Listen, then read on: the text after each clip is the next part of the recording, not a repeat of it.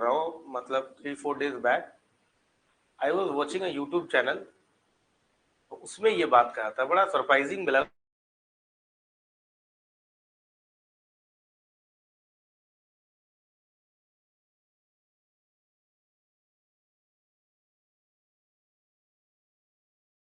Attack में इतना believe नहीं रखते थे, बिलीव इन ट्रेडिंग। तो खारिज्मों से कहा कि भाई तुम्हारे होते हुए, भाई ट्रांसक्सनिया का बेल्ट है, खुरासन का बेल्ट है, तो वहां से ट्रेड तो जाएगा ना, वो बेल्ट है ट्रेड का। तो इन्होंने बोला कि मेरे को जो है ना ट्रेड करने दीजिए अपने रूट के थ्रू। तो उन्होंने कुछ अपने इमिशनरीज भेजे, कुछ अपने शांति दूत नहीं होते हैं कि हाँ भाई जाइए। उन्होंने अपने क्या किए, अपने दूत भेजे, ठीक है। उस रास्ते से जो दूत जा रहा था ना, तो वो खारिज्म बाहर के उस समय राजा हुआ करते जलालुद्दीन मकबरनी। तो उससे बोला कि भैया हमको ट्रेड करने दीजिए। कह कौन? मंगोल भाई। तुम कहां से आ गए? तो 30 बार का, हम तो खुद तुर्की है। खैर मैं आपको फिर बोल रहा हूं, अपने रूट के थ्रू ट्रेड करने दीजिए, ज्यादा से ज्यादा हम आपको टोल दे देंगे, है ना। मकबरनी ने कहा कि तुमसे तुम्हारी बात तो मैं नहीं ही मानूंगा, और तुमको मैं जाने भी नहीं दूंगा। मकबरनी ने सारे जितने भी दूत आए थे सबको मार दिया, और इतना ही नहीं, लाशों को मंगोल अंपायर भिजवा दिया। चंगेज खान ने कहा ठीक है, फिर किसी मंगोल की डेथ होगी तो तलवारें तो खींचेंगी। जिस तरीके से लाशों को भिजवाया गया है, उसी तरह तुम्हारी लाशों की नदियां बहा दूंगा मैं।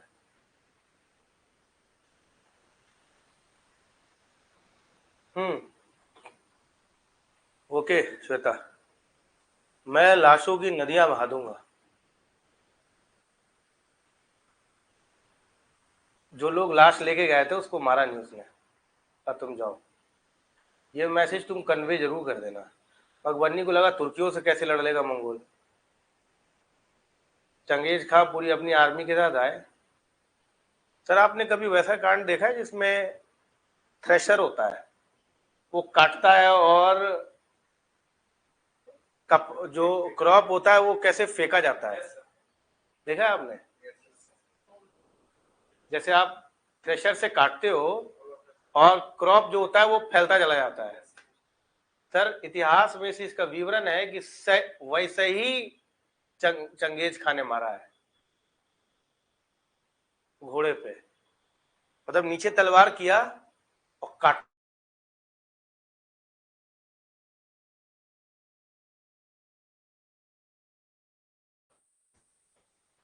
जो मिला उसको मारता चला गया, औरतों को बेआबरू कर दिया।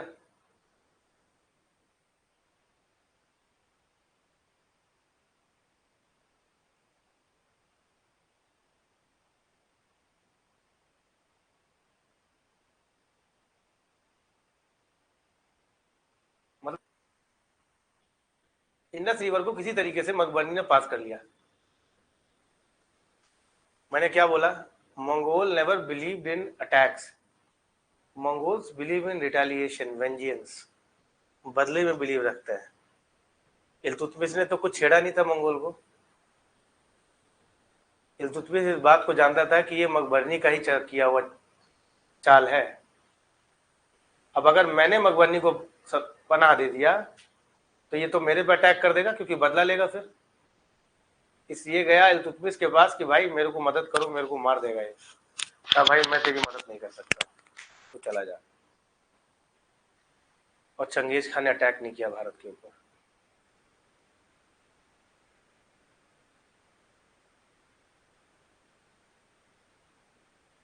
Attacked India. चंगेज खान की गलती भी कह सकते हो तुम। चंगेज खान अटैक कर देता है इंडिया को पूरा।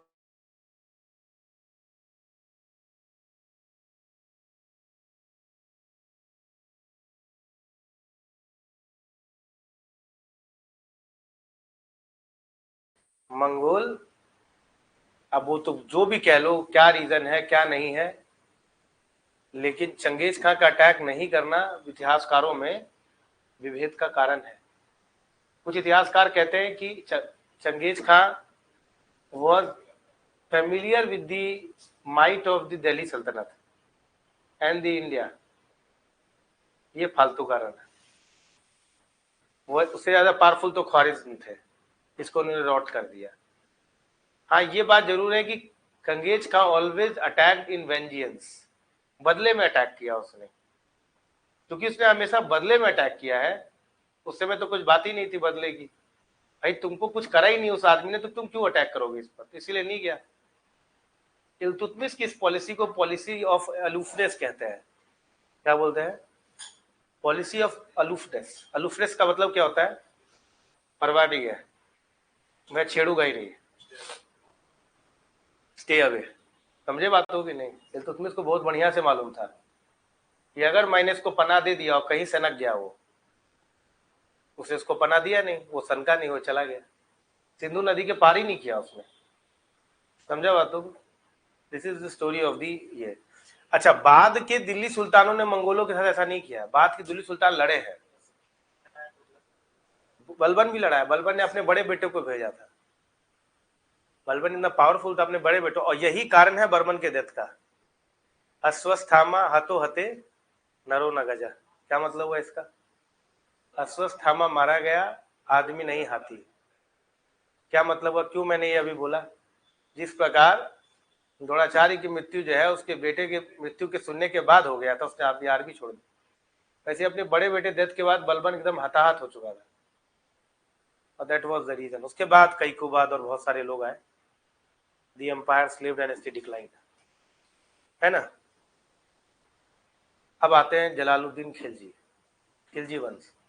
खिलजी थे तो वो भी तुर्की थे, ठीक है। जलालुद्दीन खिलजी खुद बहुत पावरफुल आदमी था, उसने भी मंगोलों के अटैक को काफी हद तक रोका था। हाँ, काजी का उपाधि मिला था, समझ में आ रहा है कि नहीं? गाजी, गाजी नहीं, गाजी। कुछ ऐसा करेगा तो उसको गाजी से नवाजा जाता है, तो मंगोलों के अटैक को उसने रोका था। अब देखिए क्या गजब की बात है, इनके सन इन लॉ थे अलाउद्दीन खिलजी, समझा। अलाउद्दीन खिलजी को कहा गया कि यार तुम जाओ, और एक जगह है मैं तुम्हें दिखाता हूं, वेट।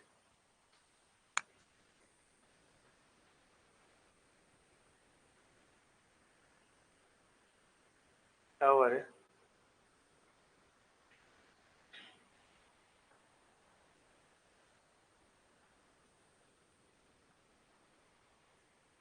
जलालुद्दीन खिलजी, जलालुद्दीन खिलजी ने अपनी बेटी की शादी अलाउद्दीन खिलजी से करवाया था, मेहरुनिसा नाम था उसका, है ना। इसके बारे में जिक्र मिलता है, आप अगर पद्मावत देखे हो मूवी, लेकिन the incident which they have mentioned, जिस तरीके से अलाउद्दीन खिलजी ने जलालुद्दीन खिलजी को मारा है, वो इंसिडेंट वैसे नहीं है, इसीलिए मुझे पिक्चरों से काफी प्रॉब्लम होता है। When you are discussing history in movies, correct दिखाओ ना यार, तुम्हारे पास इतिहासकार है, थोड़ा बात कर लो कैसे मारा गया है, किसी दो हिस्टोरियन से बात कर लोगे तुम्हारा मूवी हिस्टोरिकली सही हो जाएगा, थोड़ा रिसर्च तो करो यार। I have problem with the कल्कि मूवी। कल्कि अवतार जो होता है तो ऐसा बोलते हैं कि सातों चिरंजीवी आएंगे, सात, 7 चिरंजीवी, उसमें कर्ण को क्यों लाया गया? Karna was not a Chiranjeevi, तो you can not tamper with the history. Ashwatthama आते हैं, दैट इज ट्रू, कृपाचार्य है, बहुत सारे लोग हैं उसमें, तो उसमें क्यों आपने कर्ण को लाया? Why are you tampering with the history? Karna चिरंजीवी नहीं है कि नहीं? Don't tamper with the history, history को वैसे ही रहने दीजिए जैसे है। हिस्ट्री के इंटरप्रिटेशन पे मतभेद करिए आप, हिस्ट्री को ऑल टुगेदर मत चेंज कर दीजिए। अब देखिए उसमें दो गलत फैक्ट है। आप लोगों में किस किस ने पद्मावत देखा है? आपने देखा पद्मावत? आपने कोई ऐसा है जिसे पद्मावत नहीं देखा है? इसी ग्रह में रहते हो ना आप लोग, क्या बात करती है मैम, पद्मावत नहीं देखा आपने?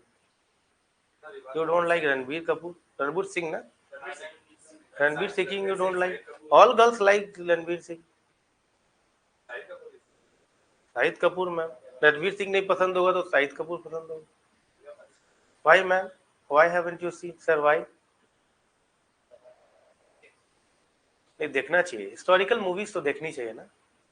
देखिए उस पिक्चर में क्या दिखाया गया है, उस पिक्चर में दिखाया गया है कि अलाउद्दीन खिलजी मंगोलों के आक्रमण करने के लिए जाते हैं और वापस लौटते हैं तो जलालुद्दीन खिलजी खुश हो जाते हैं, याद है?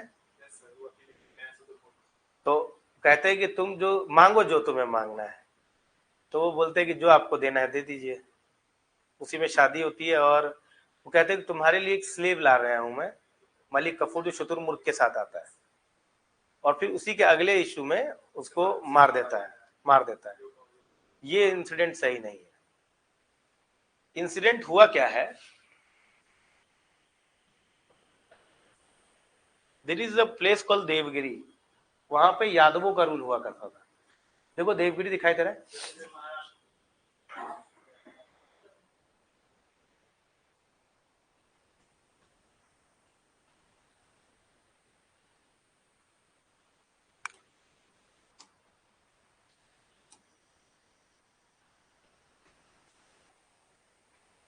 दिखाई दे रहा है देवगिरी ऑनलाइन, देवगिरी दिखाई दे रहा है।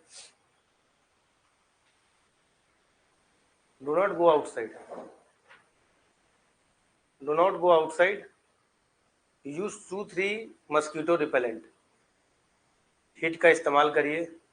आई एम टेलिंग यू, अगर आपको हो गया ना, आपका बीपीएससी बिगड़ जाएगा।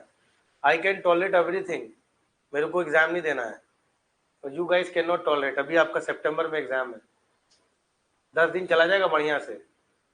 अब आप देखिएगा मेरा इसका इम्पैक्ट कितने दिन तक रहता है।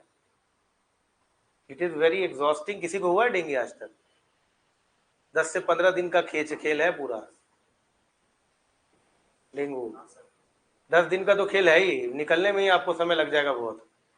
देवगिरी, हाँ डेंगी, सुनिएगा। अलाउद्दीन खिलजी को कहा गया कि यार देवगिरी जाओ, काय बोला? जलालुद्दीन खिलजी ने अलाउद्दीन खिलजी को देवगिरी जाने के लिए क्यों बोला? वही अटैक क्यों किया गया देवगिरी, वाई देवगिरी?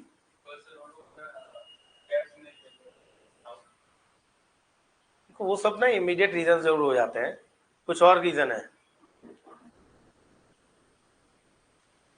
क्यों भेजा गया अलाउद्दीन खिलजी को? Sir you like Alauddin Khilji ना, मूवी भी देखते हैं। I'll tell you, he is one of the most able ruler in Indian history.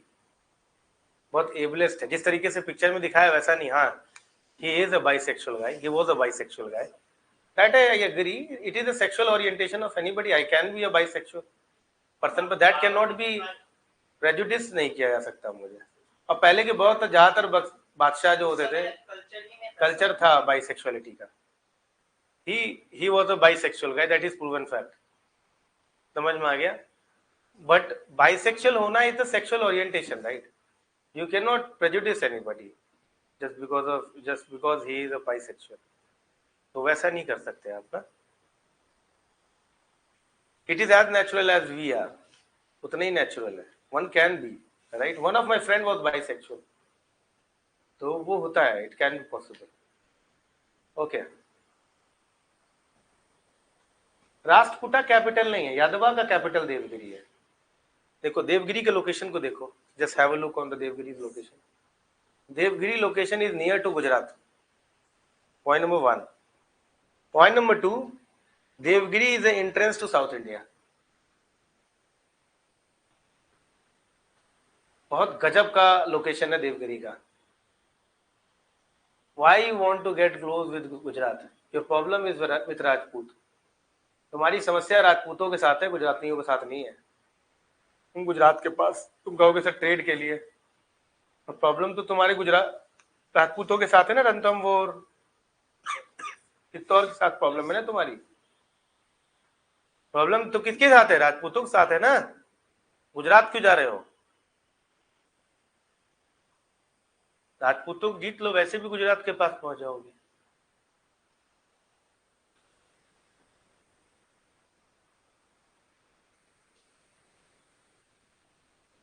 बताइए। अरे भाई, उनको गुजरात जीतना है ना।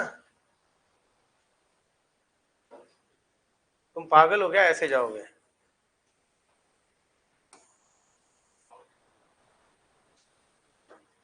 सोचिए मैम, मैं आपको 2 मिनट का समय देता हूँ, सोचिए।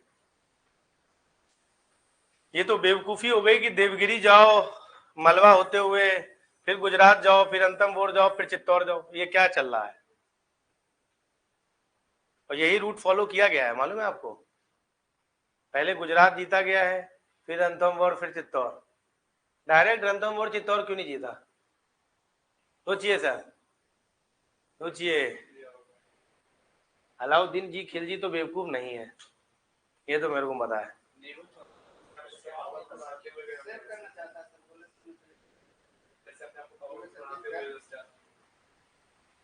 देखो, गुजराती किंगडम क्या करते थे ना, अपने आप को सेफ।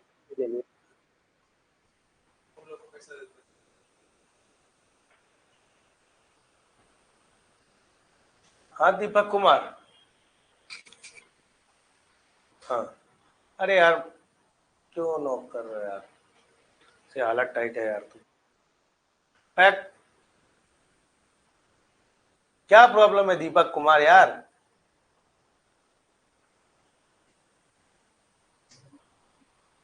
बोलो।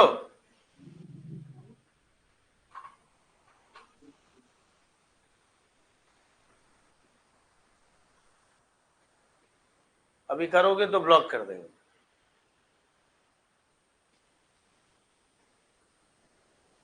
हाँ। क्यों है भाई, क्या कारण है? क्या कारण है? भाई, गुजराती किंगडम पैसा देने से अगर काम हो जाता है, तुम बच जाते हो, तो काहे को लड़ना? तुमको पता है कि राजपूत तो वैसे भी लड़ रहे हैं। जब तक राजपूत है, गुजरात पे अटैक नहीं हो सकता, क्योंकि Gujarat act as a buffer between, sorry, Rajput act as a buffer between Gujarat and Delhi. नहीं, तो ये लोग गुजराती क्या करते थे ना, खूब पैसा देते थे राजपूतों को, खूब पैसा, खूब तलवार असला, और वो लड़ते थे। और ये बात अलाउद्दीन खिलजी को पता चल गया था।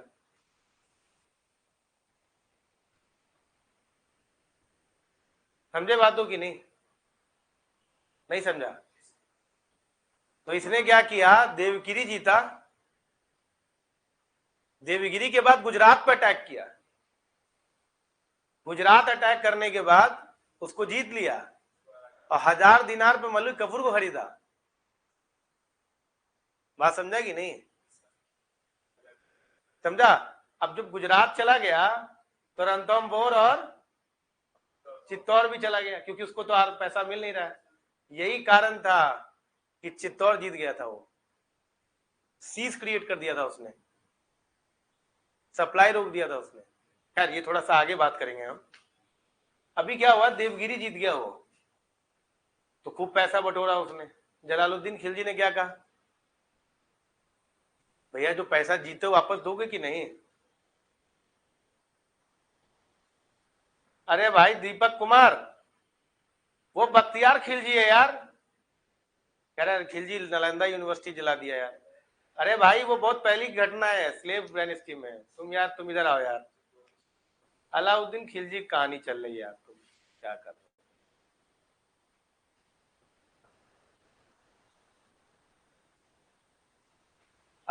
जलालुद्दीन खिलजी जो है, बोला भाई पैसा लेके आओ। तुम लोग समझ रहे हैं ना?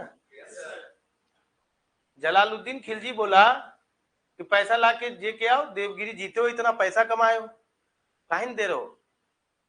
कहे सर हम नहीं आ सकते, बहुत बिजी हैं, आप ही आ जाइए। जलालुद्दीन खिलजी ने कहा कि अच्छा बेटा, एरोगेंट बन रहे हो, अभी बताते हैं। 10-15 की आर्मी लेकर गया।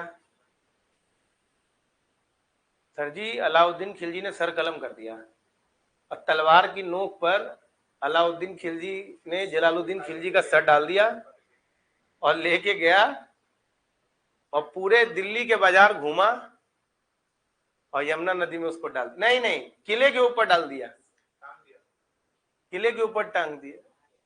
सुनो तो, किले के ऊपर जब टांग दिया, ऐसा अलाउद्दीन खिलजी ने क्यों किया?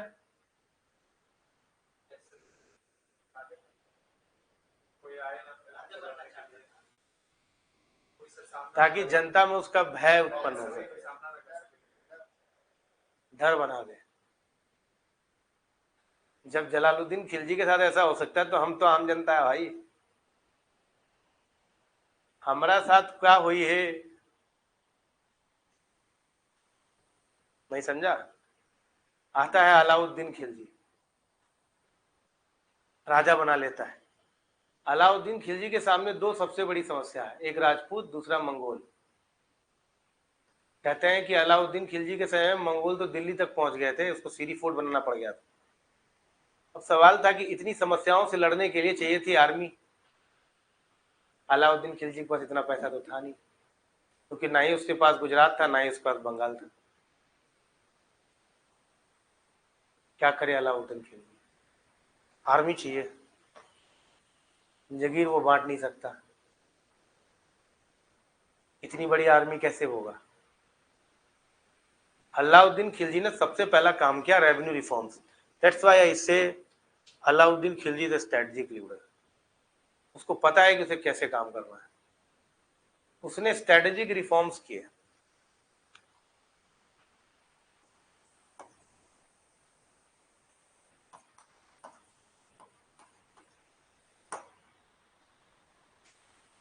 आपको मैंने बताया था कि शरिया के अंदर 4 तरह के टैक्सेशन के नियम है। An emperor can raise money through 4 means. मैंने बताया था sir, what was these 4 means? खम्स, खरास, जिजिया, जकात, जजिया, जकात। ठीक है, खम्स, खरास, जिजिया यानी जजिया और जकात। ये 4 टैक्सेस क्या हुआ करते थे, तो बता सकता है?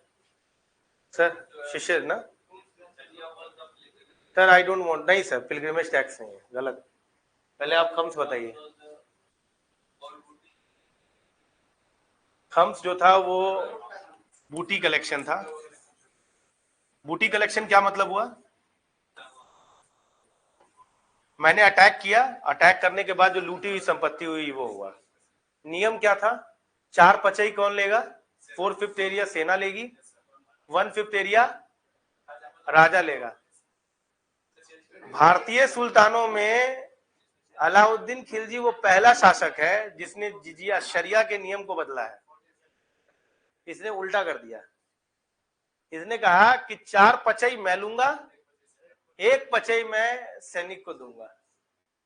क्या बोला इसने कि 4 पचई कौन लेगा? किंग लेगा, और 1 पचई कौन लूंगा? सेना, आर्मी है। सर हरास, हरास का क्या मतलब है? लैंड पे जो टैक्स कलेक्ट करते हैं, मुस्लिम सब्जेक्ट के लैंड पे जो टैक्स कलेक्ट होगा उसको खरास कहा जाएगा। लैंड पे जो टैक्स कलेक्ट करने का होता है, दिल्ली सुल्तानों में नहीं, भारतीय इतने सुल्तान हैं, टीपू सुल्तान को नहीं, एक और राजा है, छोड़ दिए उस राजा को, अंग्रेजों को छोड़ के भारतीय सुल्तानों में सबसे ज्यादा टैक्स कलेक्ट करने वाले यही थे, अलाउद्दीन खिलजी। 50%। मतलब जो भी होगा उसका आधा हिस्सा मैं रखूंगा, आधा हिस्सा आपको लेना होगा। 50% लैंड कलेक्शन, 50% टैक्स कलेक्शन। इतना ही नहीं, उस समय जो उलेमा हुआ करते थे,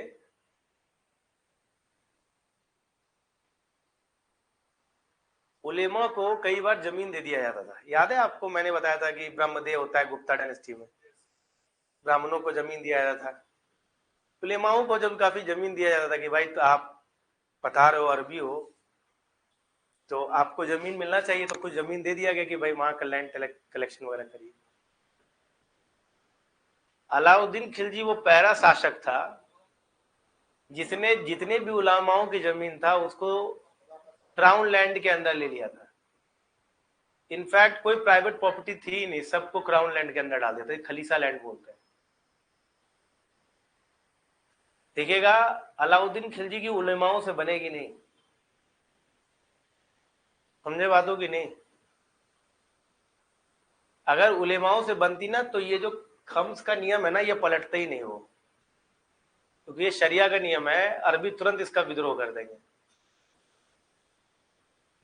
अलाउद्दीन खिलजी ने जितने भी जमीन थे सबको क्राउन लैंड के अंदर डाल दिया और बोला सब पे 50% लूंगा। बात समझा कि नहीं। जजिया, जजिया is not a pilgrimage tax, आपको गलत बताया गया। जजिया क्या टैक्स है मैं समझाता हूं आपको। मैं मुस्लिम राजा हूं,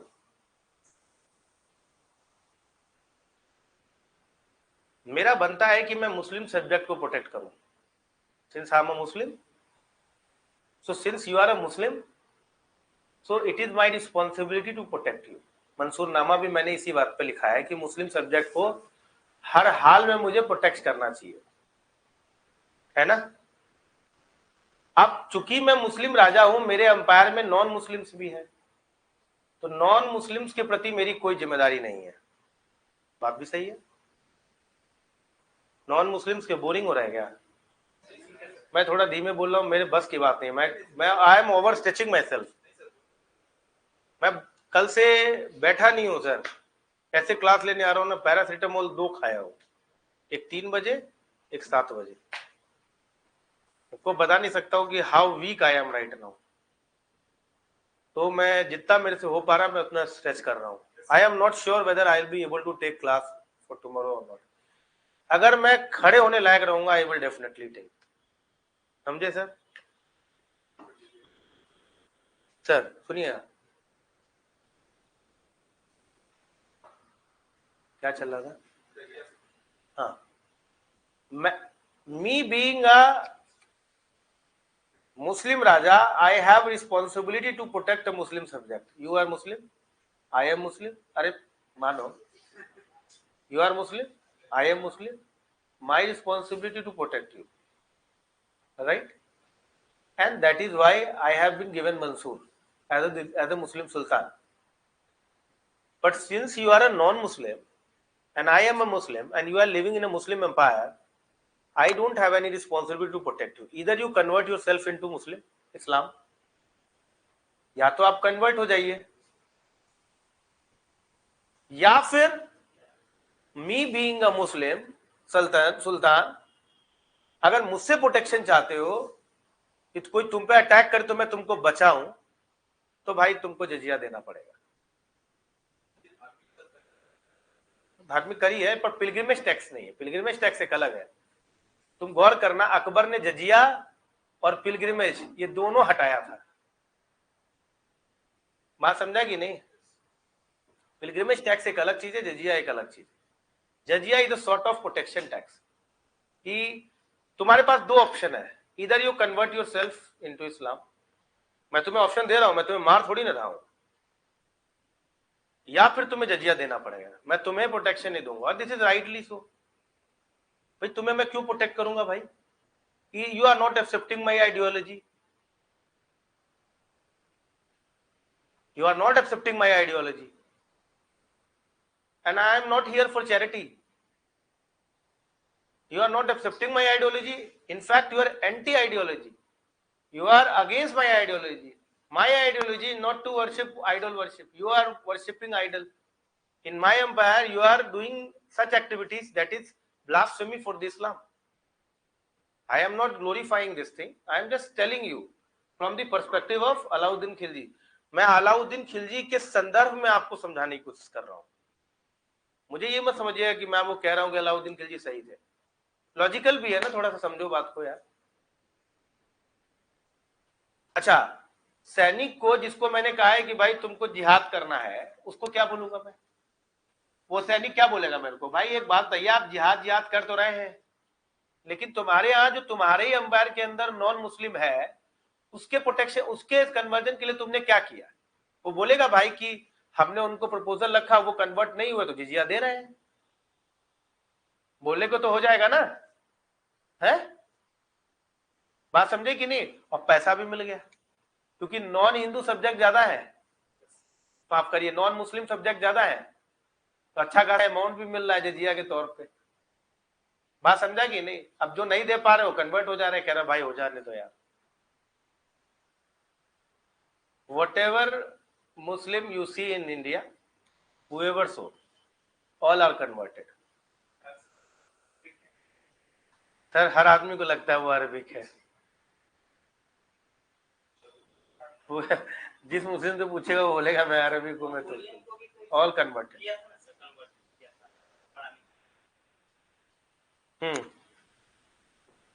99% of them are converted. आप ही नहीं है सर, आपकी गलती नहीं है। नहीं ये बात 99% से I am Arabic but all are converted. Either they have been converted during the Alauddin Khilji और अकबर, कुछ ऐसा ही है। मेरे बड़े दोस्त रहे हैं, one of my girlfriend was Muslim, तो मेरे को कैसे पता नहीं रहेगा? तो सुन्नी हनाफी सुन्नी थी वो। ओके, हाँ हाँ, हमारा तो मैरिज तक प्रपोजल चला गया था यार। ना उनके घर वाले तैयार हुए ना हमारे घर वाले तैयार हुए। हाँ, हनाफी थी। अच्छा तुम हनफी में आ रहे हो, मैं यहाँ के लोगों के बारे में बोल रहा हूँ। हाँ, तुम मतलब तुम जो प्रोनाउंसिएशन बोल रहे हो ना वो ठीक है, पर मैं आई एम जो वट एवर, नहीं मैं जो प्रोनाउंसिएशन बोल रहा हूँ दैट इज इन इंग्लिश। हाँ, हनाफी मुस्लिम जो है ना इसे इंग्लिश प्रोनाउंसिएशन। हाँ हाँ, मैडम जाती, मैंने मिलाया भी मैडम को। हाँ, Hanafi Sunni is in majority. हाँ, नहीं अभी तो बहुत दिन हो गए, मैं लखनऊ में रहता था तो आती थी। कन्वर्टेड क्या होता है यार? इनमें कितना अंतर है मालूम है तुम्हें? मैं तुम्हें अंतर बता दूंगा ना, तुम पगला जाओगे। एक बोलेगा आखिरी में कि मुझे आमीन बोलना है, एक बोलेगा नहीं बोलना, इतना अंतर है। ये बोल रहा है मैं कन्वर्ट हुआ हूँ। अंतर ये जो 4 स्कूल है ना, मालिकी, एक मिनट, इनमें इतना ही अंतर है, हनाफी मालिकी साफी, एक मिनट, वही मैं अंतर तुम्हें बता रहा हूं ना। एक आखिरी में आमीन बोलेगा, दूसरा बोलेगा नहीं आमीन नहीं बोलना है, इतना अंतर है। एक बोलेगा 3 उंगली इधर रखना है, एक बोलेगा 4 उंगली ऐसे रखना है, अंतर हो गया, इतना अंतर है सर। और ये बोले कि I have been converted into, हमारे यहाँ पूजा कोई ऐसे करता कोई ऐसे करता, ऐसे तो 1000 सेक्शन हो जाएंगे सर। इनका अंतर इतना ही है सर, ये क्या बोलेंगे सर, मैं तो अंदर से बाहर तक जानता हूँ।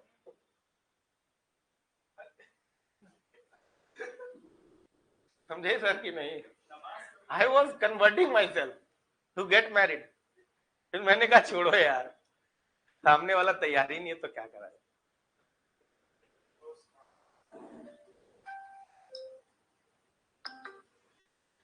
हाँ ज्ञान, हाँ 10 बजे, ठीक।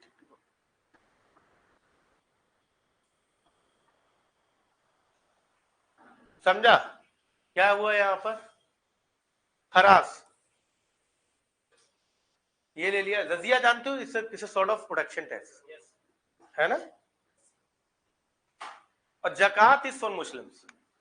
जकात होता है कि अगर आप केपेबल हो तो अपनी इनकम का 1.5 से 2.5% हिस्सा आप चैरिटी के तौर पे दे दीजिए, that will be for the welfare of the Muslims.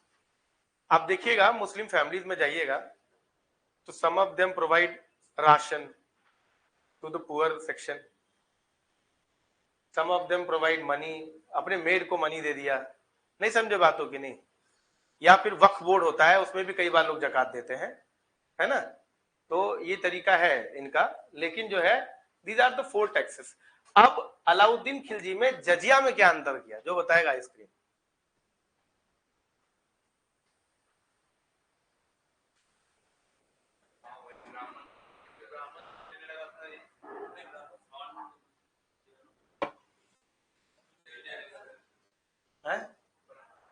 हाँ बहुत सही बोला तुमने। पहले के सुल्तान क्या करते थे, ब्राह्मणों को नहीं लेते थे। हाँ ब्राह्मणों से नहीं लेते थे क्योंकि वो एंटेगोनाइज नहीं करना चाह रहे थे रेस्ट ऑफ द सेक्शंस। इसने कहा है भैया उलेमा की जमीन ले सकते तो ब्राह्मणों पे जजिया क्यों नहीं आएगा। He was secular in collecting money है, उसने कहा ब्राह्मणों से भी लूंगा मैं। जजिया has been imposed over Brahmins. He was the first Delhi sultan. ये सवाल है आपके सारे, इसीलिए आप फर्स्ट दिल्ली सुल्तान आ जाए ना, मैक्सिमम में अलाउद्दीन खिलजी मार सकते हैं। Who was the first Delhi Sultan who has revolted against Ulemas? Who was the first Delhi Sultan who has collected jizya from Brahmins? Who was the first Delhi Sultan who has collected 50% of the Kharaj tax from? Who was the first Delhi Sultan maximizing the क्या ना land है।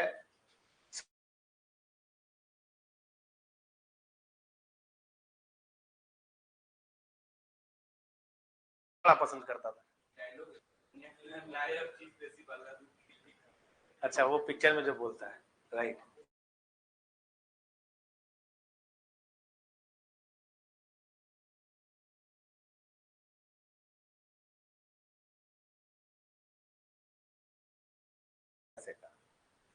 अब इसके सामने army को लेकर क्या समस्याएं थी, लेट मी डिस्कस दैट। इसके सामने आर्मी को लेकर सबसे पहली समस्या क्या थी, सर सुनिएगा, कि इक्तेदार को जितना कहा जा रहा है उतनी आर्मी वो रख नहीं रहा है। जैसे मान लीजिए suppose sir is a iqtadar and sir is a iqtadar, sir को बोला गया 500 आर्मी रखने को, या अनदर सर 500 आर्मी।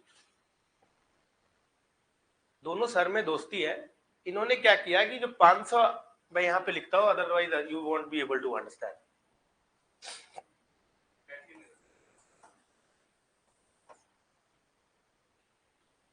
सर को 500 आर्मी रखनी थी, सर को 500 आर्मी रखनी थी, रखना था।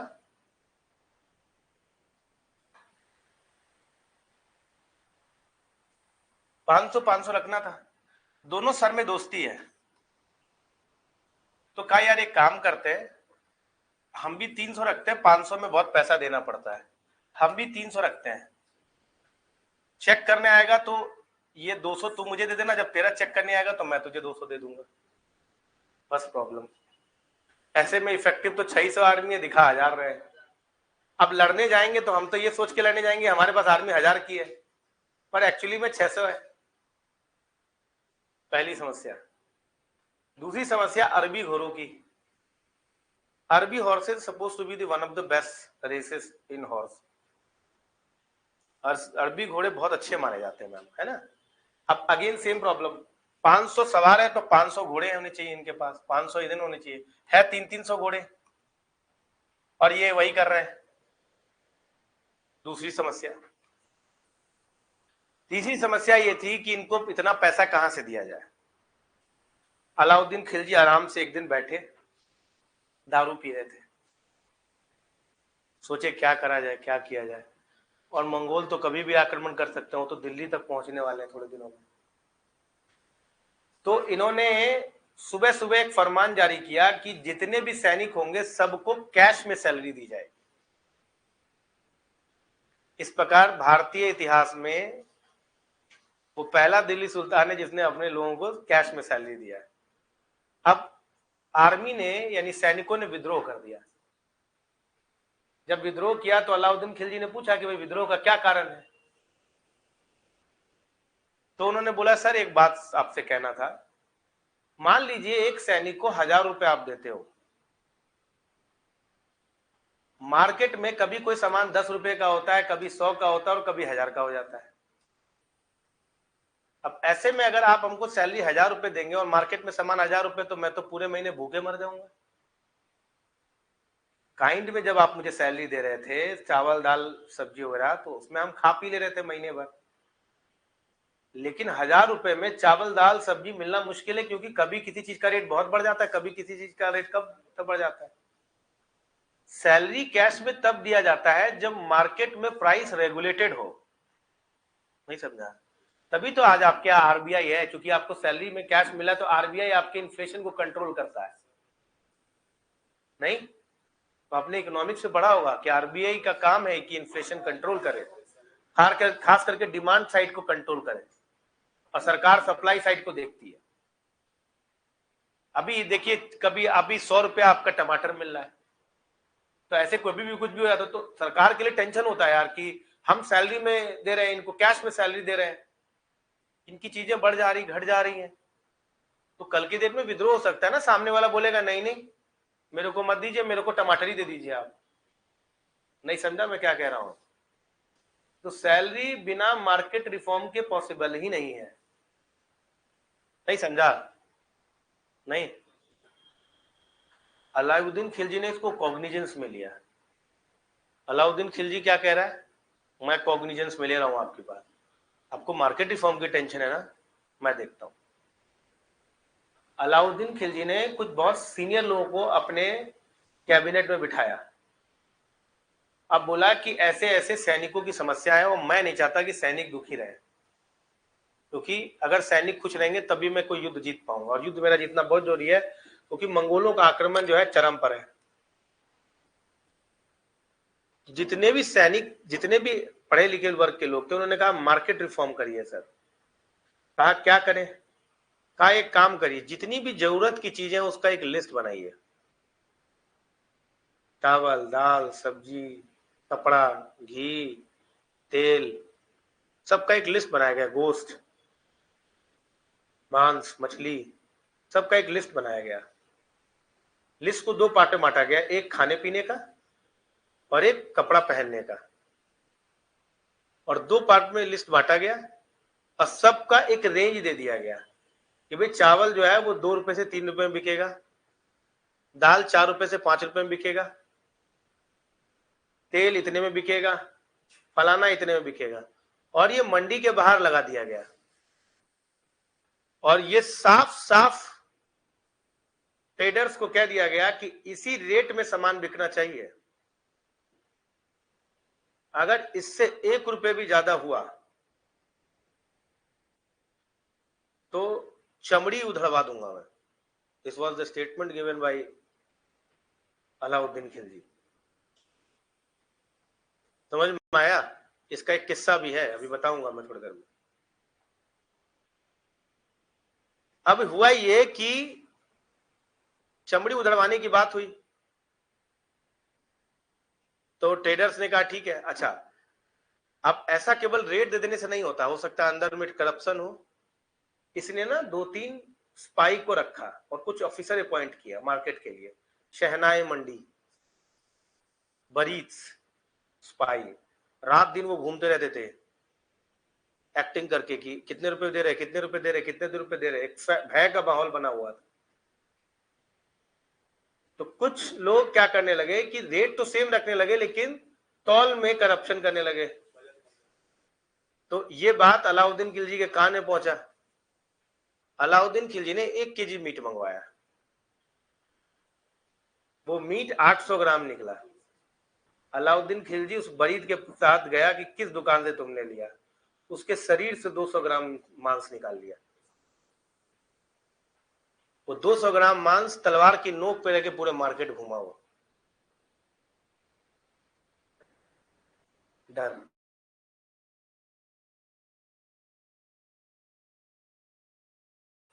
समझ में आया कि नहीं? 200 ग्राम मांस उसके शरीर से नोच लिया उसने। उसके अगले ही दिन ना सब एकदम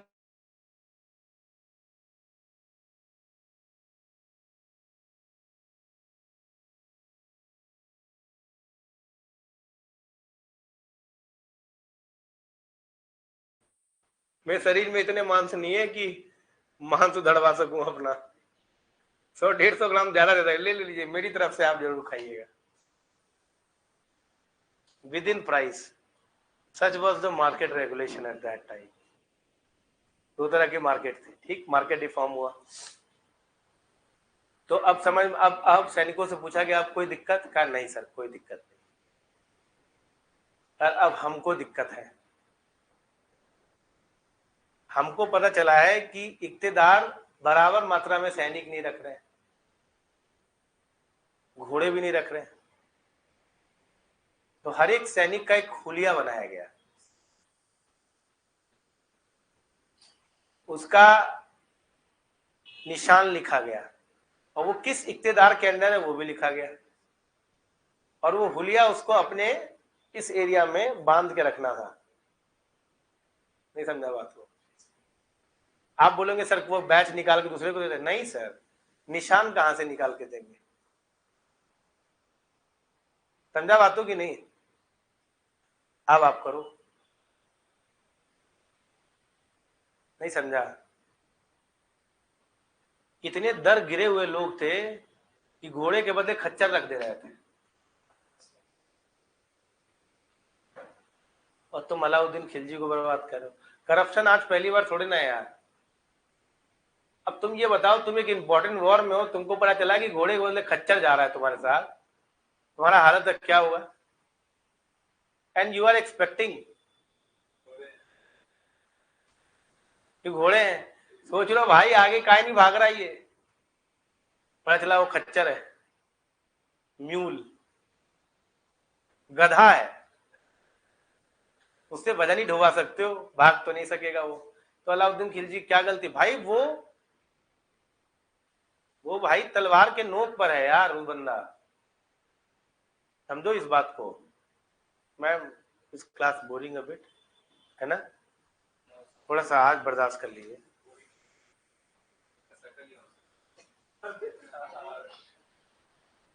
कुछ समझ में नहीं आ रहा है? अच्छा एसी चल रहा है इसीलिए?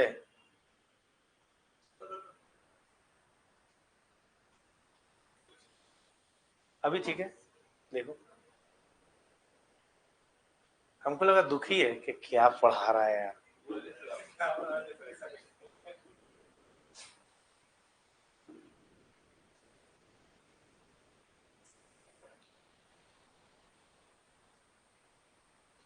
दो मिनट दो, थोड़ा थक गया।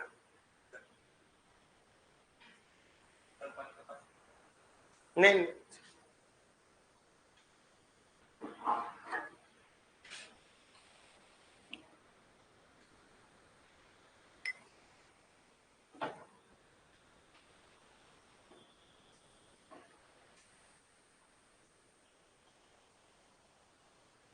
समझ में आ रहा है वो ऐसा क्यों कर रहा है?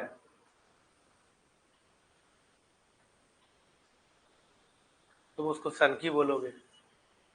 हर एक स्ट्रेटजिक आदमी सनकी होता है, जो एम्बिशियस होता है वो तो सबसे बड़ा सनकी होता है। नहीं, जो यूपीएससी की बहुत कड़ी मेहनत करता है लोग उसको भी सनकी बोलते हैं। बताओ यार, 4 दिन से खिड़की उसी से उठाई नहीं है, वो भी तो सनकी है। सनकीनेस डिपेंड अपॉन इसेंट्रिसिटी जो है ना मैम, वो डिपेंड करता है कि वो कितना बड़ा एस्पायरिंग आदमी है।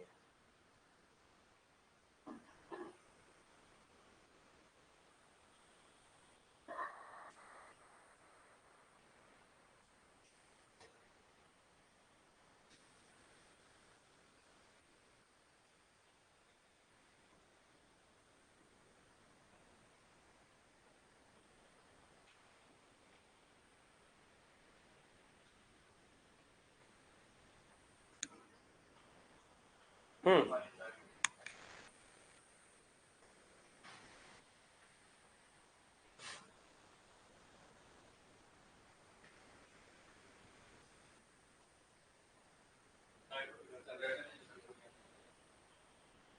ये टॉपिक खत्म कर ले। घोड़े के लिए क्या क्या पता है इसने? इसने पंच मार्क कर दिया। सुनो, घोड़े के लिए इसने पंच मार्क कर दिया। यही घोड़ा है, अब बदलो। इक्तेदार का भी नाम है, उसको बदल के दिखाओ। उसको दाग कहते हैं, याद करो। दिल्ली सुल्तानों में चेहरा, हुलिया और दाग शुरू करने वाला कौन है और क्या कारण है, आप समझ गए हो। Because of the corruption. ठीक है। अब हुआ कि अब मैंने मार्केट रिफॉर्म कर दिया है, मिलिट्री रिफॉर्म कर दिया, सबको कैश दे रहा हूं, मार्केट रिफॉर्म हो चुका है, अब मजे में चल रहा हूं। अब देखो क्या करता हूं, देवगिरी जाऊंगा, लूटूंगा। गया, लूटा। गुजरात पहुंचा, कहा ये बहुत बड़ा फसाद की जड़ है। गुजरात गया, गुजरात को लूटा, बर्बाद किया। उसके बाद रणथंभौर गया, उसके बाद चित्तौड़ गया। कुछ लोग कहते हैं कि पद्मावत के कारण गया था। I don't believe so. हाँ, फिर दोबारा गया। बिना देवगिरी जाए कैसे गुजरात जाओगे, मलवा होते हुए जाना पड़ेगा ना। कुछ लोग कहते हैं कि पद्मावत के चक्कर में गया था। There is no concrete proof of it. इसका रीजन ये है कि जो मलिक मोहम्मद जायसी की जो कहानी है पद्मावत, ये बहुत बाद में लिखी गई है। कब किसके कोट पोएट है मलिक मोहम्मद जायसी, बता दोगे? आइसक्रीम देंगे। देखो नेट पे, नेट पे देखो, नेट पे।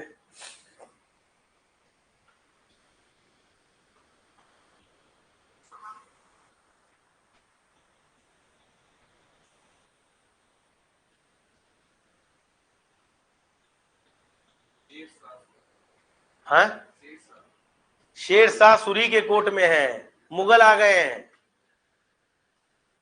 अब आप मुझे बताइए कि ये जो घटना मैं जिक्र कर रहा हूं आपके सामने, ये 1200 की घटना है और ये 1540 की घटना बता रहे। 350 साल बाद इनको सपना आता है कि अलाउद्दीन खिलजी जो है पद्मावत के चक्कर में गए थे।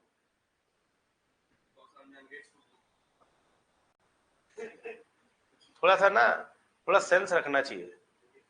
यहाँ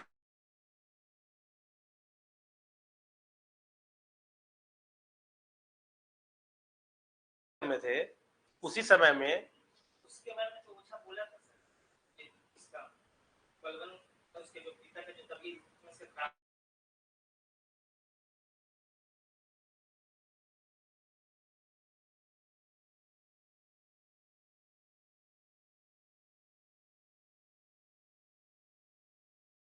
गया था। रकनुद्दीन जा रहा था, रास्ते में मेरा ये मानना था कि अगर रजिया सुल्तान को ही राजा बनाना था तो रुकनुद्दीन को क्यों बुलाया गया?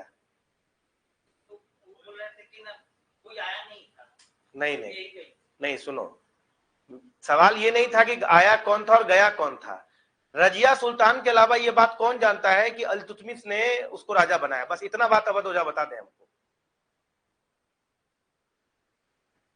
इतिहास के जानकार है ना, बस इतना बता दें कि रजिया सुल्तान के अलावा ये बात कौन जानता है कि इल्तुतमिश ने उनको राजा बनाया।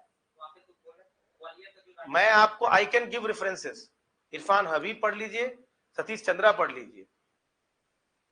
केवल कोई गया था इसके बेसिस पे नहीं बोला जा सकता है कि रजिया सुल्तान को राजा बनाया गया है। हाँ, मैं वो अग्री कर रहा हूं। अपनी बेटी को इनफैक्ट पहली बार उसने राजा बनाया भी था जब वो ग्वालियर के राजा के साथ लड़ने गए थे। मैं तो खुद बोल रहा हूं आपको कि पहली बार बेटी को राजा बनाया भी गया था, पर इसका मतलब ये नहीं है, आप कंक्लूसिवली नहीं कह पाएंगे किसी भी चीज को कि रजिया सुल्तान को राजा बनाया ही गया है। उससे प्रॉब्लम और भी ये बात आता है कि उसने रुकनुद्दीन को आखिरी वक्त क्यों बुलाया है। आखिरी वक्त कोई राजा अगर लोगों को बुलाता है ना तो वो हियर डिक्लेयर करने के लिए होता है। अगर आप अकेले आदमी गए हैं, आपके पापा मान लीजिए सपोज कभी आज से 150 साल बाद जब उनकी मृत्यु होगी, घर के अगर 3-4 सदस्यों को बुलाया गया और आप अकेले सदस्य गए, आप ही को बोल रहे हो कि नहीं सारी संपत्ति मेरे पिताजी ने मेरे नाम कर दिया है, तो आपके दिमाग में अगला वाला मानेगा कि भाई तुम्हारे अलावा ये बात सुनने वाला कौन था?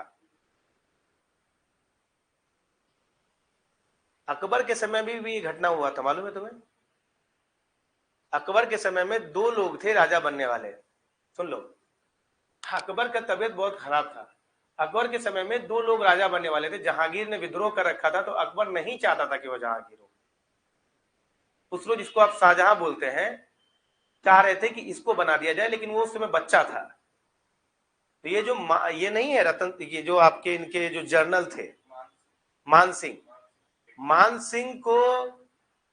सिंह को इन्होंने कान में बताया था कि भाई ऐसा है कि ये राजा बनना चाहिए। मान सिंह बाहर निकलकर जो है सबको बता दिया कि इन्होंने जहांगीर का नाम दिया था, जबकि मान सिंह की बेटी की शादी जहांगीर से हुई थी। असली ये बात है, मान सिंह ने बाद में क्लियर भी किया कि वो खुसरो को राजा बनाना चाहते थे। नहीं समझे बात को? बात समझ लो मैं क्या बोल रहा हूं। जहांगीर जा नहीं सकते थे क्योंकि जहांगीर की कोई बात सुनता नहीं। इतिहास में बहुत सारी ऐसी घटनाएं हैं ना, सक्सेशन पे किसी पे ट्रस्ट नहीं किया जा सकता, खास करके मुस्लिम सक्सेशन में तो बिल्कुल भी नहीं कर सकते आप, क्योंकि सक्सेशन का कोई लॉ ही नहीं है इस्लाम में। जो एबल है वही राजा बनेगा। काफी डेमोक्रेटिक भी है, योग्य हो राजा बन जाओगे। तुर्की भी ऐसे ही मानते थे, तिमूर भी ऐसे ही मानते थे। नहीं समझा क्या बोल रहा हूं मैं सर ओझा मैंने ऐसा नहीं है कि ये सवाल पूछा नहीं है, वो चुप भी रहे हैं। मैंने बस उनसे इतना ही पूछा था, ठीक है, जब मेरा उनके साथ डिस्कशन हुआ था कि मैं ये बता दीजिए सर मेरे को कि रजिया सुल्तान के अलावा ये बात किसने सुना था कि इल्तुतमिश ने उसको राजा बनाया।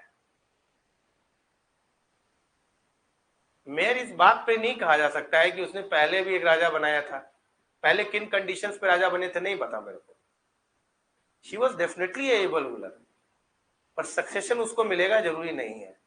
चीजें बदल सकती हैं, नोबिलिटी कह सकती है कि नहीं आप इनको राजा मत बनाइए, रुकनुद्दीन को बनाइए। नहीं समझा क्या कह रहा हूं? आराम बख्श को भी बुलाया गया था, ये बात सही है। इसी चीज का रजिया सुल्तान फायदा उठा ली, वो पहुंची वही क्योंकि वो सबसे नजदीक थी। इसी चीज का रजिया सुल्तान फायदा उठा ली। नहीं समझे? उसके अलावा कौन सुना? आपके पास मोबाइल है, आपके पास इरफान हबीब की किताब है, आपके पास सतीश चंद्रा की किताब है। You have two references to different books.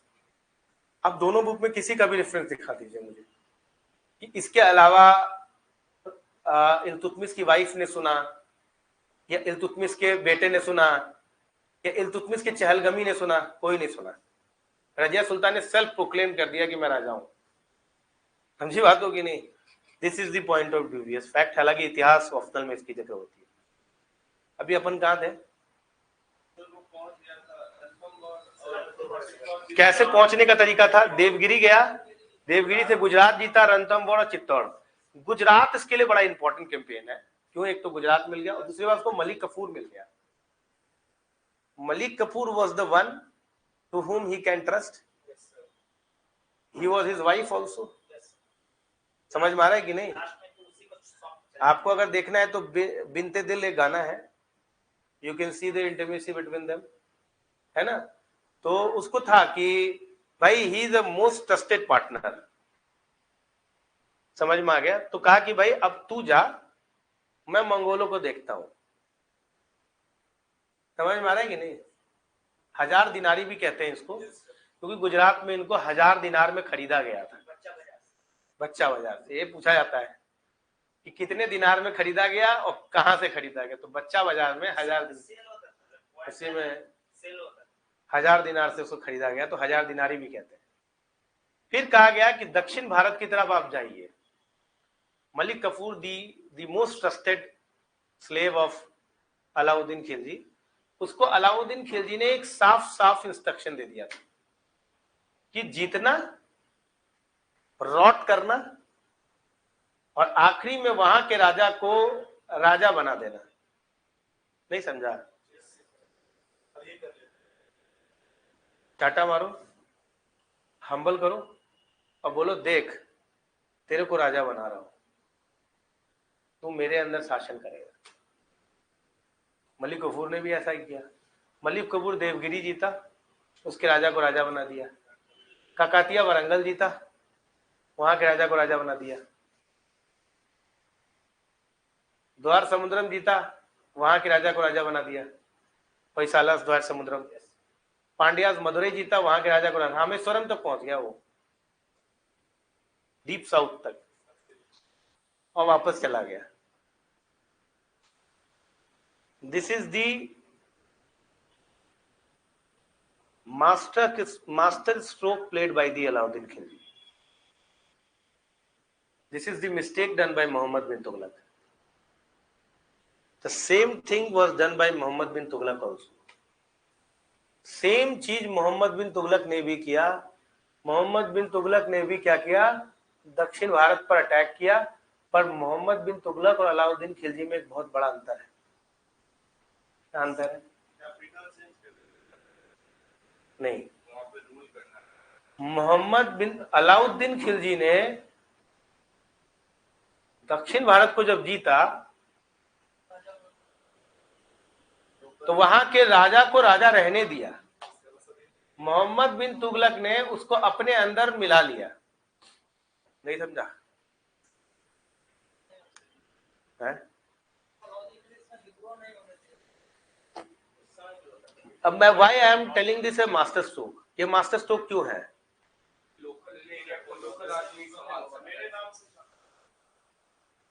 Master stroke क्यों है ये? अलाउद्दीन खिलजी को ये पता था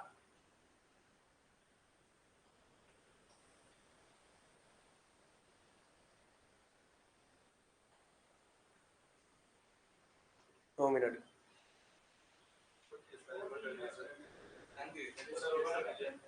चक्कर आने लग जाता है ना। ये टॉपिक छोटा सा है, एक बार रुको ना, बैठना, अच्छा लगेगा तुमको बहुत अच्छा लगेगा ये। देखो सही, तबीयत तो खराब होता रहता है। जिद्दे आप तब तक पढ़िए जब तक पढ़ सकते हैं, मेरा मानना यही है। बैठ नहीं पाइए तो छोड़ दीजिए। सुनिए, मास्टर स्ट्रोक क्यों बोल रहा हूं मैं अलाउद्दीन खिलजी का? अलाउद्दीन खिलजी को पता है भाई कि दिल्ली में रहकर दक्षिण भारत पे शासन नहीं किया जा सकता। नहीं समझा? दक्षिण भारत का कल्चर अलग है, दक्षिण भारत का सिनेरियो अलग है, इकोनॉमिक सिस्टम अलग है, दक्षिण भारत के लोग अलग हैं, लैंग्वेज अलग है। दिल्ली में रहकर दक्षिण भारत पे शासन नहीं कर सकते तुम। बेहतर है कि अगर तुमको कुछ आगे करना है तो तुम इनके राजा को ही राजा बनने दो, सोवरेनिटी एक्सेप्ट करवा लो, अधीन रहो, बस इतना भी हो जाए, थोड़ा बहुत पैसा आ जाए, काम हो जाएगा। Mohammad bin Tughlaq was a visionary person, but every visionary person has few amount of stupidity. Mohammad bin Tughlaq को सिकंदर शाही बनना है, समझे बात की नहीं? मोहम्मद बिन तुगलक कह रहा है सोवरेनिटी एक्सेप्ट नहीं करूंगा, अलाउद्दीन खिलजी मूर्ख था।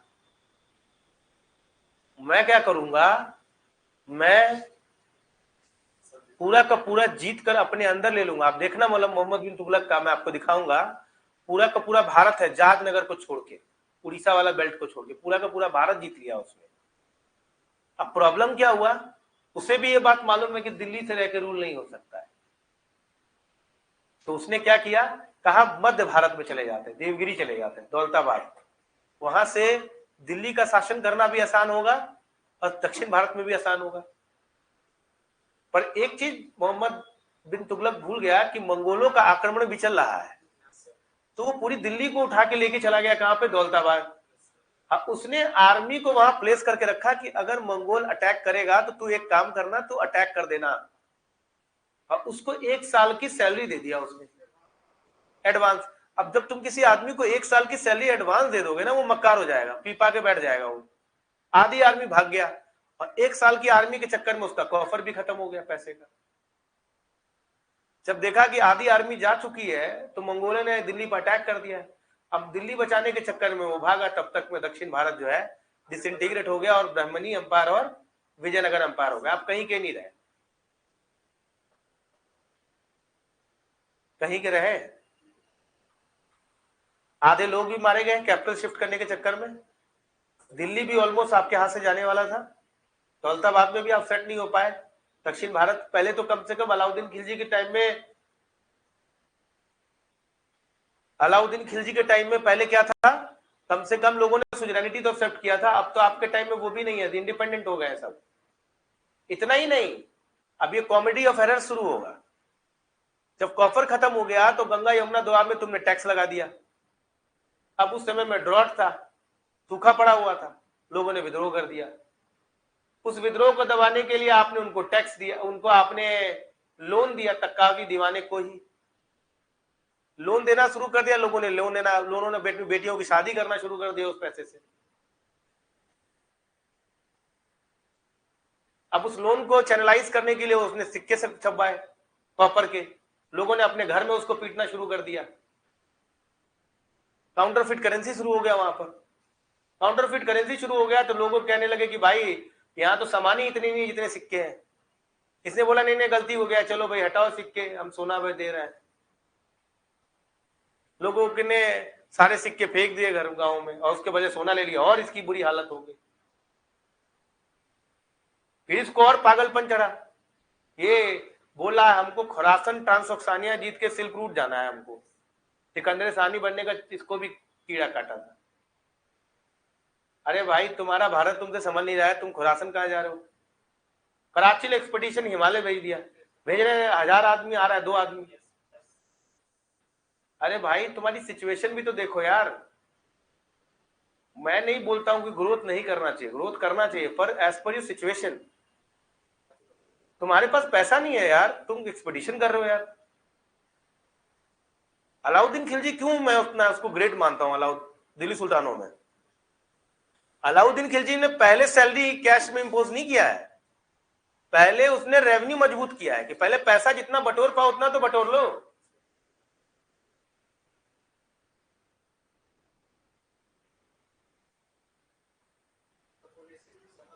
हाँ, उसकी पॉलिसी सारे सक्सेसफुल है,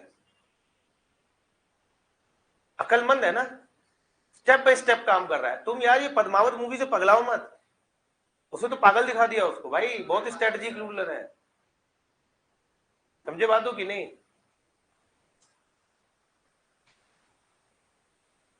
है ना, उसने तो उसको पागल सनकी दिखा दिया है, वो सनकी था नहीं भाई, बहुत बड़ा स्ट्रेटजिस्ट था वो। तो सामने वाला कह रहा है कि सामने वाले ने पहले रेवेन्यू रिफॉर्म्स किए। देखो कॉमन नियम है, मिलिट्री रिफॉर्म होगा पहले, रेवेन्यू रिफॉर्म होगा तब मिलिट्री रिफॉर्म होगा, रेवेन्यू रिफॉर्म्स होने के बाद मिलिट्री रिफॉर्म हुआ। Though that was not so Islamic, उलमाओं ने इनमें विद्रोह भी किया है, उलमाओं की बात ही नहीं सुनता था, सारे पोस्टे उलमा का हटा दिया था उसने, समझ रहे बात होगी नहीं? जितने भी पोस्ट है ना सारे पोस्टों से उलमाओं को हटा दिया था। उसने माना था कि स्टेट पर किंग की कंप्लीट अथॉरिटी होनी चाहिए, उलेमा सब्जुगेट कर रहे इस अथॉरिटी को, नहीं समझे? है बात बुझे? नहीं समझा क्या बोल रहा हूं मैं? इसीलिए स्ट्रेटजिस्ट है। क्या रिफॉर्म का तरीका है अलाउद्दीन खिलजी का? पहले revenue reform, military reform, market reform, तब जाकर एनेक्सेशन, वो भी ऐसे नहीं आंख बंद करके, पहले रीजन जाना, फिर उस पर गुजरात पर अटैक किया, फिर रणथंभौर और फिर चित्तौड़ पे। दक्षिण भारत में भी गया तो उसे पता था कि मैं दिल्ली से रूल नहीं कर पाऊंगा। You should know your capabilities. एक बेवकूफ और एक गधे में बस जरा सा अंतर होता है, एक बेवकूफ और एक बहादुर में एक जरा सा अंतर होता है, लाइन के इस तरफ बेवकूफ होता है, लाइन के इस तरफ बहादुर होता है, समझे बातों की नहीं सर? भाई you should know your limitation, तुम 24 घंटे नहीं पढ़ सकते, you should know your limitation. कुछ यूपीएससी एस्पिरेंट का मैं रूटीन देखता हूं, 24 घंटे का होता है। ह्यूमन लिमिटेशन है ना, 6 घंटे की तो नींद लेनी पड़ेगी, खाना खाना ही पड़ेगा, टॉयलेट करना ही पड़ेगा, नहाना पड़ेगा ही। कितने दिन नहीं नहाओगे, कितने दिन खाना नहीं खाओगे, कितने दिन नहीं सोओगे? तुम प्रकृति के नियम को बदल नहीं सकते हो। यह बात तय है कि दिल्ली से शासन दक्षिण भारत का नहीं हो सकता था, आज हो सकता है क्योंकि we have technology with us, हम फ्लाइट से जा सकते हैं, उस समय पॉसिबल नहीं था। आप समझ रहे हैं सर मैं क्या कह रहा हूं?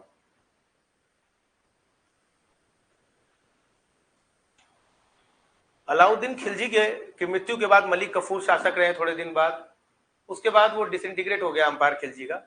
उसके बाद तुगलक वंश आया। तुगलक वंश में सबसे पहले शासक हैं गियासुद्दीन तुगलक। गियासुद्दीन तुगलक। गियासुद्दीन तुगलक के बारे में एक ही घटना आपको जानना है। गियासुद्दीन तुगलक को तुगलकाबाद फोर्ट बनाना था।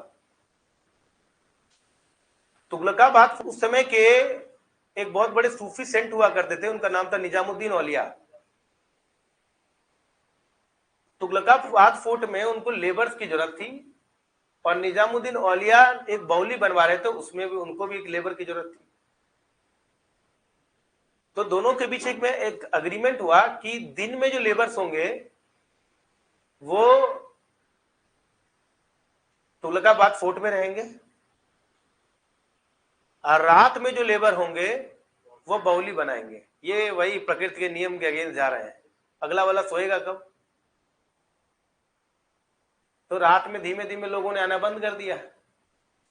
पैसा तो भाई ज्यादा फोर्ट में मिल रहा है और भी दिन का काम। गियासुद्दीन तुगलक बंगाल एक्सपेडिशन पे गए। उन्होंने मैसेज भिजवाया कि हमारे फोर्ट का काम कितने रफ्तार से चल रहा है। तो उनके जो नोबेलिटी थी उसने कहा कि ऐसा है, काम बहुत धीमे चल रहा है। पूछा गया काहे धीमे चल रहा है? बोला सारे के सारे लेबर तो कहाँ जा रहे हैं? निजामुद्दीन औलिया के बाउली में जा रहे हैं। गियासुद्दीन तुगलक गुस्सा के कहा मैं ना इस निजामुद्दीन औलिया को छोड़ूंगा नहीं, अभी दिल्ली पहुंच के बताता हूं इसको। और कहा सारे लेबर को जाना बंद करा दो, दिन में भी रात में भी कोई नहीं जाएगा। रात में कोई नहीं आया। निजामुद्दीन औलिया ने कहा कि भैया काहे नहीं आए? तो गियासुद्दीन तुगलक का मैसेज निजामुद्दीन औलिया को पहुंचाया गया कि उन्होंने कहा है कि दिल्ली में पहुंच कर ना आपकी खबर लेंगे, वो आपको छोड़ेंगे नहीं। एक बड़ा फेमस स्टेटमेंट निजामुद्दीन औलिया ने दिया है, हुजूर दिल्ली दूरस्त, दिल्ली अभी बहुत दूर है।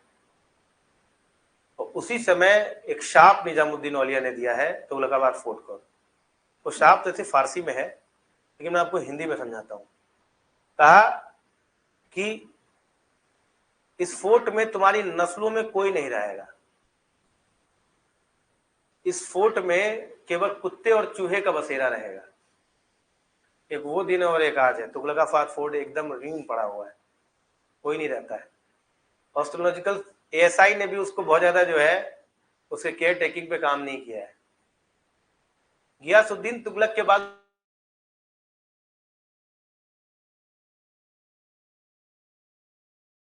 मैं बताता हूं। गियासुद्दीन तुगलक के बेटे का नाम था जोना खान। इसको आप मोहम्मद बिन तुगलक के नाम से भी जानते हैं।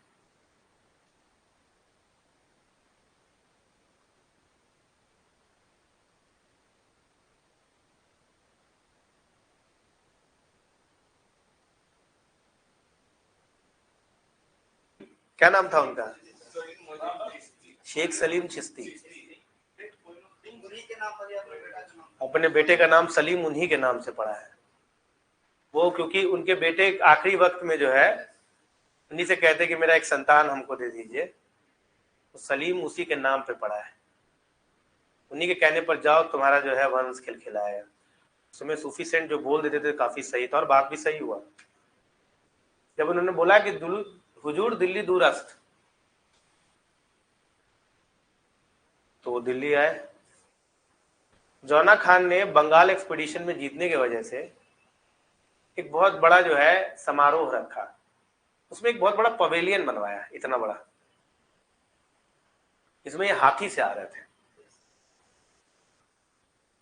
भगवान की। और जोना खान, अच्छा इसमें भी इतिहासकारों में थोड़ा सा मतभेद है। जोना खान ने अपने पिताजी से बहुत प्यार करते थे वो, तो उन्होंने उसके वेलकम के लिए करवाया, तो वो पूरा पवेलियन ही उसके शरीर पे गिर गया और वहीं पर उसका डेथ हो गया, तो वो भी नहीं जा पाया। उसके बाद अलाउद्दीन खिलजी, तो वो एक्सपेरिमेंट दौलताबाद और ये सब, वो भी नहीं पाया हुआ, उसके बाद तुगलकाबाद फोर्ट में कोई रहा ही नहीं। तो हुजूर दिल्ली दूरस्थ।